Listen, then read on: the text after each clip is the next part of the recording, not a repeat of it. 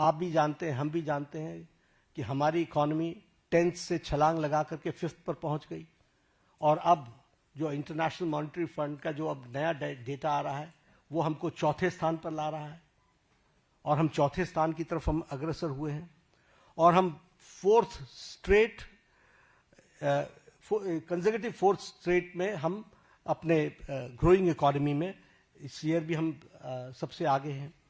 और उसी तरीके से हम देखें फास्टेस्ट ग्रोइंग इकोनॉमी के रूप में हमारा 4था साल लगातार चल रहा है। Per capita income has increased by 67%, foreign exchange reserves has increased by 135%, exports at the record of to the US dollars is 825 billion, gross FDI rise is 106%, taxpayers का बेस बहुत इंक्रीज हुआ है वो 127%, और उसी तरीके से ग्रॉस डायरेक्ट टैक्स कलेक्शन ये भी 238% का इंक्रीज हुआ है। अगर एजेंसीज की बात करें तो bright spot international monetary fund Bharat की इकोनॉमी को IMF बोलता है, वर्ल्ड बैंक हमारे को fastest growing economy major economy in the world कहता है, और वर्ल्ड इकोनॉमिक फोरम हमको वो कहता है कि India is all set for as a primary engine of the global economic growth in 2025 and 26। यानी सारी विपरीत परिस्थिति में भारत की इकोनॉमी सुदृढ़ और सक्षम तरीके से आगे बढ़ रही है, ये हमको ध्यान में रखना चाहिए। जब हम रिस्पॉन्सिव गवर्नमेंट की बात करते हैं तो प्रोएक्टिव डिसीजंस एक नहीं अनेकों हुए, और राहत के काम में तो हम प्रधानमंत्री मोदी जी कभी पीछे नहीं रहे। फिर चाहे बात ऑपरेशन गंगा की हो और सिटीजन्स को यूक्रेन से लाने की बात हो, प्रोएक्टिव होकर के किसी और देश ने अपने सिटीजन्स की चिंता नहीं की, लेकिन इंडिया ने, और इंडिया ही नहीं, इंडियंस के साथ साथ इंडियन फ्लैग के साथ साथ कई दूसरे देश के लोग भी यूक्रेन से बाहर आए। तो यह एक पॉजिटिव नोट के साथ उसी तरीके से हमारे वंदे भारत मिशन, जिसमें 67 लाख लोगों को कोविड के दौरान स्वदेश भारत वापस लाने का काम हुआ है।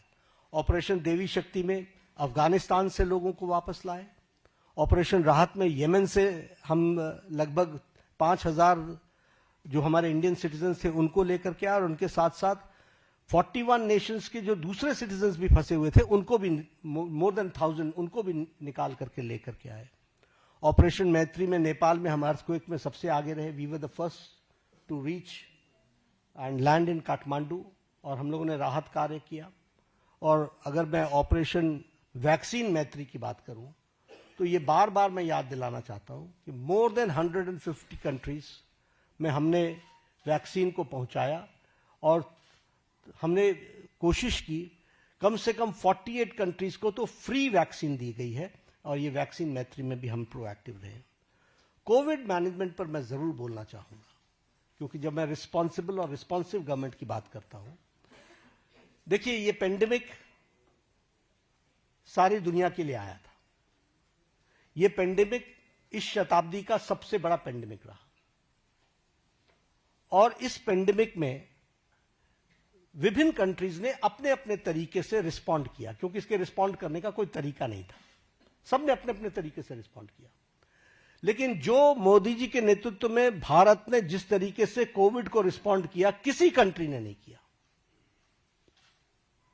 और किसी कंट्री, हर एक जगह कोविड की लड़ाई सरकार ने लड़ी। भारत में मोदी जी ने कोविड की लड़ाई जनता के साथ मिलकर के लड़ा।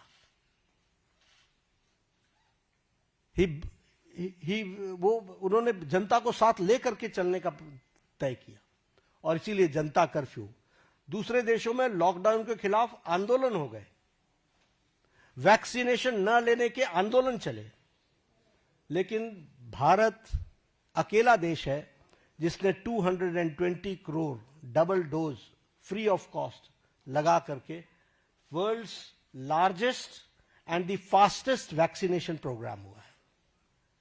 तो आप बताइए कि ये रिस्पॉन्सिबिलिटी और रिस्पॉन्सिव सरकार का किस तरीके से उसको पूरा करने का प्रयास हुआ है, ये मैं कोविड के बारे में जरूर बताना चाहूंगा। पिछले दशक में हमने समाज के सभी वर्गों की चिंता की है, फिर चाहे वो हमारे शेड्यूल कास्ट भाई हैं, फिर चाहे वो हमारे ओबीसी भाई हैं, फिर चाहे वो हमारे ट्राइबल भाई हैं, सबकी हमने चिंता की है। उनके लिए हर एक के लिए अलग अलग नीतियां, अलग अलग कार्यक्रम, स्कॉलरशिप्स इस तरीके से देने का काम भारत सरकार ने किया है। अब यहां पर मैं स्कीम्स गिनाना शुरू करूंगा तो एक घड़ी लग जाएगी, लेकिन all schemes dedicated to SC, ST और हमारे ओबीसी भाई, इनके लिए चिंता की गई। उसी तरीके से महिलाओं के लिए विशेष करके ध्यान दे करके विमेन लेड गवर्नमेंट, विमेन को आगे रख करके बढ़ाने का काम करना, यह काम भी हमारी सरकार ने बखूबी किया है। और जब हम ये विमेन की बात करते हैं, फिर हेल्थ के सेक्टर में आप ले लीजिए, right from conception to delivery, फिर डिलीवरी के बाद vaccination, all programmes have been taken by government of India, all programmes. उसी तरीके से मैटरनिटी लीव, उसको 12 से 26 वीक्स तक बढ़ाना विथ सैलरी, विथ पेमेंट, और उसके साथ साथ बच्चे पैदा होने पर उनको मातृवंदना में योजना के साथ फाइनेंशियली सपोर्ट करना, ये सारी चीजें बताती है। और उसी तरीके से अगर हम देखें तो महिलाओं को, फिर चाहे आपने देखा इसरो में भी जब तस्वीर आई, जब चंद्रयान पे उतरा था, तो सबसे ज्यादा आपको वहां पर साइंटिस्ट महिलाएं दिखी थी। अगर आप देखें तो पायलट्स बनाने से लेकर के, आर्मी में कमीशन देने से लेकर के, एनडीए में भर्ती से लेकर के, अभी एनडीए से भी पास आउट हो गए हमारे गर्ल स्टूडेंट्स, गर्ल कैडेट्स, सैनिक स्कूल में ऑल 73, 76 हमारे जो सैनिक स्कूल्स हैं, 73 सैनिक स्कूल्स, उसमें उनको एडमिशन मिलना।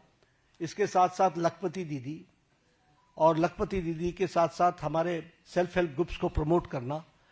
तो समाज के जो वर्ग जिनको थ्रस्ट देना चाहिए था, वो थ्रस्ट देने का काम 11 साल में हुआ है। एससी, एसटी, ओबीसी और हमारे महिला वर्ग को की मेन स्ट्रीमिंग करने का काम हुआ है। स्कीम्स के बारे में अगर मैं बात जैसे बार बार कर रहा हूं कि it will be very difficult for me कि मैं उनके आंकड़े रखने लगूं और स्कीम्स को रखने लगूं तो बड़ा लंबा समय चला जाएगा। जब मैं अकाउंटेबल गवर्नमेंट की बात करता हूं तो हमने अपनी रिस्पॉन्सिबिलिटी प्रधानमंत्री मोदी जी ने ली, गरीब कल्याण। अब ये गरीब कल्याण स्लोगन नहीं था, 70 साल से गरीबी हटाओ का नारा लेकर के हम नहीं चले रहे, हमने गरीब कल्याण करके दिखाया है। और आंकड़े इस बात के सबूत है कि 25 करोड़ लोग आज गरीबी की रेखा से बाहर आ चुके हैं। और ये मेरे आंकड़े नहीं हैं, ये आंकड़े नीति आयोग के हैं, ये आंकड़े इंटरनेशनल फोरम्स के, इकोनॉमिक फोरम्स के हैं।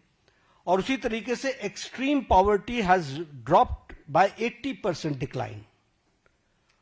प्रधानमंत्री अन्न योजना, 80 करोड़ जनता को 5 किलो गेहूं या चावल देना, ये कोई छोटी घटना नहीं है। आवास योजना, आवास योजना में 4 करोड़ घरों को, आप ही जब अपने ट्रैवल करते थे गांव में तो आपको खपड़ैल के मकान दिखते थे, फूस के मकान दिखते थे, आज आपको पक्के घर दिख रहे हैं। जिस सड़क पर आप चलते थे वो हाईवे में, कभी आप हाईवे पर होते थे, कभी हाईवे से नीचे होते थे, अगर आपको उन दिनों की याद हो। आज आप जिस हाईवे पर चलते हो आपको खुद ही ध्यान में लेना पड़ता है कि अगर डाइवर्जन लेना है तो स्पीड इतनी है कि 2 किलोमीटर पहले से ध्यान में लेना पड़ता है कि I have to go left. ये आज हाईवे की स्थिति बन गई है। और इसी तरीके से अगर हम देखें, जैसे कहा 4 करोड़ मकान बने हैं और 3 करोड़ ये अगले 5 साल में और बनने हैं, उसका भी सैंक्शन हो चुका है। उसी तरीके से उज्ज्वला योजना, 100% इलेक्ट्रिफिकेशन, और 100% इलेक्ट्रिफिकेशन के साथ साथ जल जीवन मिशन, और जल जीवन मिशन में 364% हमारा घर का टैप कनेक्शन हम लोग दे पाए हैं। इस तरीके से काम हुआ है। प्रधानमंत्री किसान सम्मान निधि में किसानों को मेन स्ट्रीमिंग की गई है। प्रधानमंत्री फसल बीमा योजना में उसमें भी मेन स्ट्रीमिंग की गई है। और जैसा मैंने कहा कि 100% इलेक्ट्रिफिकेशन में सौभाग्य योजना हो, चाहे उजाला योजना हो, इन सारी योजनाओं के माध्यम से सारे कामों को आगे बढ़ाया गया है।